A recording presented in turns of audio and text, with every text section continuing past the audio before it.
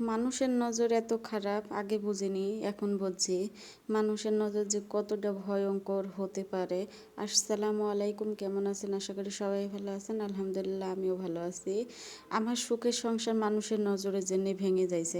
বিয়ের আগে বাপ মার ঘরেই ছিলাম, তখন কেউ বলতে পারেনি যে খারাপ, কিন্তু বিয়ের পরে সবারই কাছে আমি খারাপ হয়ে গেলাম।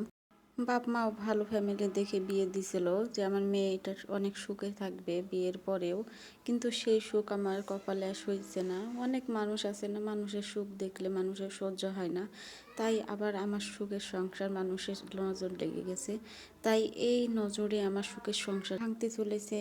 আমার স্বামী আর আমি অনেক সুখে শান্তিতে দিনকাল কাটাচ্ছিলাম, কিন্তু মানুষের নজর এমন একটা খারাপ জিনিস যে তাও ওনাদের সহ্য হলো না। যে কেন কাল এসে আজকে এত সুখ করছে, কেন রে ভাই আমার সুখ দেখলে তোদের এত জ্বলে কেন, টাক হয় কেন? বিয়ের দিন আসলাম, আসার তারপরের দিনই আমি কাজকর্মতে লেগে পড়ছিলাম। অনেক মানুষ আমার সুনাম করছিল, সবাই ভালোবাসা দিচ্ছিল, কিন্তু এমন এমন মানুষ আছে কারোর আমার সুখ দেখে সহ্য হচ্ছে না। তাই এই সুখের সংসারে আগুন ধরানোর জন্য অনেক মানুষ উঠে পড়ে লেগেছে। বিয়ের 1 সপ্তাহ পরে যেতে না যেতে কত না কত কথা শুনতে হয়েছে আমাকে। তারপর 1 মাস পরে আমি ঢাকায় চলে আসছি। আর বছরে যাই একবার বাড়িতে আমি, তাও যেতে আমার ভালো লাগে না, মানুষের কুটো কথা শুনতে হয়, কিন্তু কিছু করার নাই। ছোট ছোট বাচ্চা আছে বাড়িতে, কেন তাদেরকে থুয়ে কি থাকা যায়? ক্যারে ভাই, তোদের সন্তান তো তোদের বুকে আছে, আমার সন্তান তো আমার বুকে নাই। আমার তো খারাপ লাগে না, এতটাই খারাপ লাগে বুঝে বলার মতো